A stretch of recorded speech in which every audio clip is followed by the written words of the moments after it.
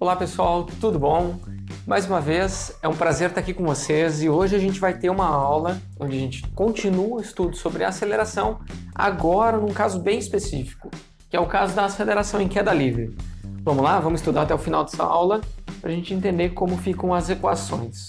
O fato é que a aceleração em queda livre, a gente sabe, né, é uma consequência da lei da gravitação, que a gente entende quando estuda a lei da gravitação de Newton, mas um fato observado sem se preocupar com a força gravitacional é que os objetos eles caem acelerados com um módulo constante, ou seja, todo objeto que é largado para cair em queda livre, ele sofre uma aceleração de aproximadamente 9,8 metros por segundo ao quadrado. E isso é independente da massa do objeto. Ou seja, objetos mais pesados e objetos mais leves, eles caem com a mesma aceleração. A gente tem esse exemplo aqui, ó, que é uma maçã e uma pena. Aí vocês vão dizer, mas professor, a pena não cai tão rápido quanto a maçã. O fato é que o objeto muito leve, ele sofre a influência do ar. E aí a pena, por exemplo, ela vai cair assim, né? Meio por causa do ar, né? Se deslocando com o fluido, porque ela é muito leve. Enquanto que uma maçã, ela já vai... O ar não vai ter resistência suficiente para atrapalhar o movimento dela. Talvez vocês não tenham uma pena, mas vocês podem fazer o teste com uma folha de papel. Acontece que já existem instrumentos, né, câmeras de vácuo, onde a gente consegue retirar todo o ar de dentro da câmera, ou pelo menos boa parte do ar, e aí quando faz o experimento é percebido e identificado que a pena e a maçã caem com exata precisão. As duas sofrem a mesma aceleração. É uma coisa incrível, né? Porque é contraintuitivo. A gente não costuma ver o ar e às vezes a gente ignora a presença dele. Mas o fato é que todo objeto sofre uma aceleração de 9,8 metros por segundo ao quadrado quando está em queda livre, né? E essa aceleração ela é muito intensa, a gente observa em objetos que têm bastante massa, né? O fato é que a aceleração em queda livre nas proximidades da superfície da Terra é menos 9,8 metros por segundo ao quadrado. Tá, mas não é 9,8 metros por segundo ao quadrado? O fato é que matematicamente nesse curso a gente vai considerar que ela é uma aceleração no sentido negativo do eixo coordenado, porque a gente está definindo o eixo coordenado como sendo positivo para cima, sentido positivo para cima. É uma questão de convenção para cálculos, né? Se você fizer a adaptação e colocar um eixo coordenado com sentido positivo para baixo, aí o sinal não é necessário.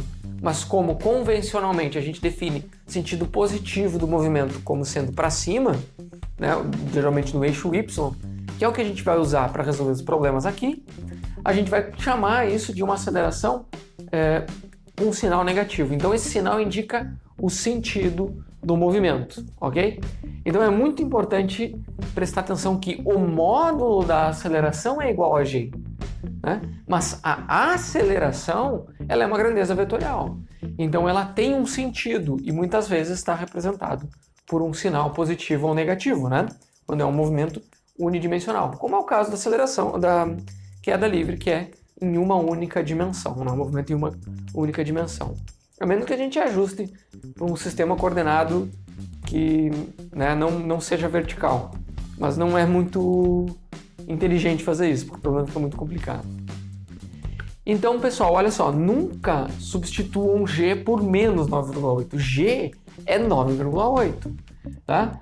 O fato é que a aceleração é menos g por causa do sistema coordenado que a gente escolhe com sentido positivo para cima. Então, olha só, exatamente isso que a gente vai fazer. Como é que ficam as equações do movimento de queda livre? A gente vai considerar que o eixo y ele é vertical com sentido positivo para cima. E aí, as equações do movimento são bem parecidas, com algumas modificações, às equações que a gente viu na aula passada e na anterior. A velocidade, ela é a velocidade inicial, só que agora menos gt, porque a gente está considerando o sentido positivo da velocidade para cima. e a aceleração é para baixo. Então ela é uma aceleração sempre contrária ao sentido positivo da velocidade. A posição, a mesma coisa. Olha só o que acontece com a aceleração. Ela vai vir com um sinal negativo aqui. Aqui no lugar do x a gente põe o y e aqui o y0. E aqui também, ó, Torricelli, como que fica? Ó, você tá vendo que no lugar do a gente põe menos g e no lugar do y, do x e x0 a gente põe y menos y0. E essas são as modificações necessárias para a gente descrever o movimento de um corpo em queda livre, ok? Não, então é bem simples, mas com um pouquinho de cuidado para a gente não se atrapalhar. E vamos fazer um teste, vamos lá, um teste. Lembra que esses testes são testes de raciocínio. A letra A diz o seguinte: se você arremessa uma bola verticalmente para cima, qual é o sinal do deslocamento da bola durante a subida? Desde o ponto inicial até o ponto mais alto da trajetória? Bom, então olha só, a gente está considerando o zero aqui embaixo e o eixo y positivo para cima. Então, desde o ponto mais baixo até o ponto mais alto, o sinal do deslocamento é positivo. Letra B. Qual o sinal do deslocamento durante a descida, desde o ponto mais alto até o ponto mais baixo? Bom, agora ele está indo no sentido contrário do sentido do eixo coordenado, então a gente vai ter um sinal negativo. Qual é a aceleração da bola lá no ponto mais alto da trajetória? Pessoal, a aceleração é a mesma, não importa se ela está subindo ou descendo, em qualquer momento e em todo momento é sempre a aceleração é menos 9,8 metros por segundo, ou seja, menos g. Né? Então, a aceleração da bola no ponto mais alto da trajetória é menos 9,8 metros por segundo ao quadrado, porque a gente está considerando o eixo y como sendo positivo para cima e a aceleração é o contrário. Quem diz o sinal é o sentido positivo do eixo coordenado que a gente está usando para descrever o movimento. Bom, agora vamos para um exemplo. Vamos resolver algumas continhas, tá? O exemplo é o seguinte: é o tempo de percurso de uma bola de beisebol lançada verticalmente. O problema diz que um lançador arremessa uma bola de beisebol para cima ao longo do eixo y com uma velocidade inicial de 12 metros por segundo. E a letra A diz assim: quanto tempo a bola leva para atingir a altura máxima? Pensa o seguinte, pessoal, a gente quer saber o tempo e a gente tem informação de velocidade. Tá, mas qual é a velocidade na altura máxima? Então, a grande ideia-chave para resolver esse problema é a gente se dar conta que a aceleração é menos g e que a velocidade no instante em que a bola atinge a altura máxima é zero. Vocês pensem só, ela começa com 12, vai diminuindo, diminuindo, diminuindo, até que ela para. E depois começa a descer de novo. Tá? Então, ela chegou no ponto máximo, a velocidade no ponto máximo é zero. E a gente quer saber o tempo baseado em uma velocidade. Então, vocês lembram que a gente tem V menos V0 sobre A, né? Que é isolando T na equação do horário da velocidade? Então, veja bem, a gente sabe que o tempo a gente vai obter sabendo que no final ela está parada. No inicial é 12 metros por segundo e a aceleração é menos 9,8 metros por segundo ao quadrado. Então, quando a gente faz essa conta aqui, ó, olha só, a velocidade durante a subida ela é positiva, mas está diminuindo. Durante a descida, ela é negativa e está aumentando, né? E lá em cima ela é zero. Então, olha só a conta, ela vai ficar 1,2 segundos. 12 dividido por 9,8. Então, vai levar 1,2 segundos para chegar no ponto máximo, tá? Beleza? Letra B. Qual a altura máxima alcançada pela bola em relação ao ponto de lançamento? Bom, aqui a gente pode fazer dois caminhos. A gente pode usar a equação horária do movimento, da posição, porque a gente já tem informação de aceleração, velocidade inicial e tempo. Vocês lembram que ela tem vários termos, né? Outra alternativa é a gente considerar que a gente não tem o tempo e utilizar a Torricelli, tá?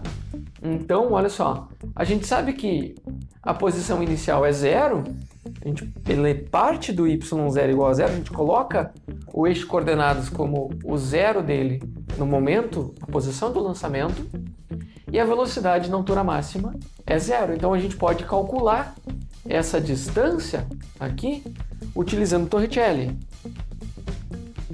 Aqui, ó. Então, utilizando Torricelli, ali eu já dei um spoiler, né? A gente tem o seguinte, ó.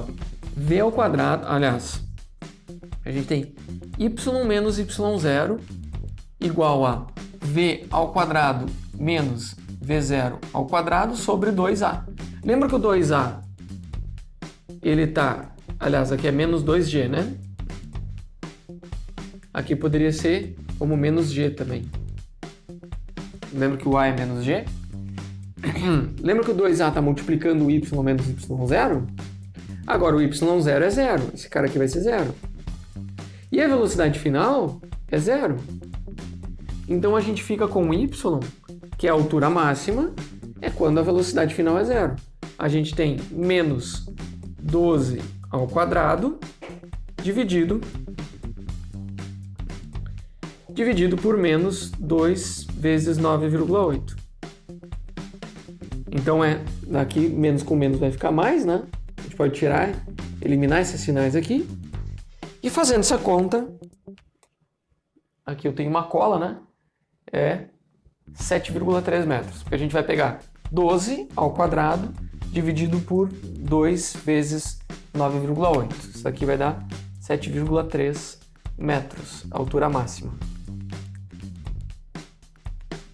Eu vou escrever y max, que a gente considerou quando a velocidade chegou a 0, que é o ponto máximo. Então a gente descreveu o movimento praticamente, viram? A gente viu que só pela velocidade inicial do problema, era o único dado, 12 metros por segundo no lançamento, a gente conseguiu calcular que ele vai chegar na altura máxima em 1,2 segundos e vai atingir uma altura máxima de 7,3 metros. É bem interessante, né? Letra C. Quanto tempo a bola leva para atingir um ponto 5 metros acima do ponto inicial? Olha só, agora a gente sabe que o ponto máximo é 7,3. Então ele vai chegar. Quanto tempo ele leva para chegar em 5 metros? Bom, agora a gente precisa de uma equação que nos dê a informação do tempo, né? Só que a gente não sabe qual é a velocidade. Então a gente não vai escapar de utilizar a equação horária da posição, que é aqui, ó. Então, o y é a posição inicial mais a velocidade inicial vezes o tempo, que isso daqui é 12, né? Menos o meio de g, que é 9,8, t ao quadrado. Aqui tem o t, né? Então, quando a gente substitui aqui, ó, a gente quer saber quando o y é igual a 5, o v0 é igual a 12, o t a gente quer saber qual é o t que satisfaz essa condição de y igual a 5, e aqui a gente tem o g, que é 9,8. Quando a gente divide 9,8 por 2, a gente fica com 4,9. Passando para o outro lado da equação, vai ficar positivo. Passando para o outro lado da equação, o 12 vai ficar menos 12. E o 5 já está lá. Então a gente tem essa equação, o t, o valor de tempo que satisfaz essa equação aqui, é o que satisfaz a equação de cima. Então, o tempo que a gente achar resolvendo essa equação de segundo grau, utilizando Bhaskara, é o tempo, ou por completar quadrados. Tem outras formas, né, de resolver, mas a gente pode utilizar Bhaskara e a gente vai achar o t. Então, quando a gente faz essa conta, a gente vê que o t que satisfaz essa equação aqui é 0,53 segundos, mas também é 1,9 segundos. Tanto t 0,53 segundos quanto 1,9 segundos satisfazem essa equação aqui em cima. Aí vocês vão perguntar, tá, mas como que tem dois valores de t que satisfazem a equação? Vamos ver o que é a pergunta. A pergunta é, em qual instante de tempo a bola passa pela posição 5 metros? Então, olha só, ela passa na subida, né? Então aqui ele está em 0, ele vai até 7,3 e aqui ele passa por 5 metros, certo? Só que ele vai até lá, para e volta. Então, é 0,53 segundos na subida e depois ele vai até lá em cima e volta.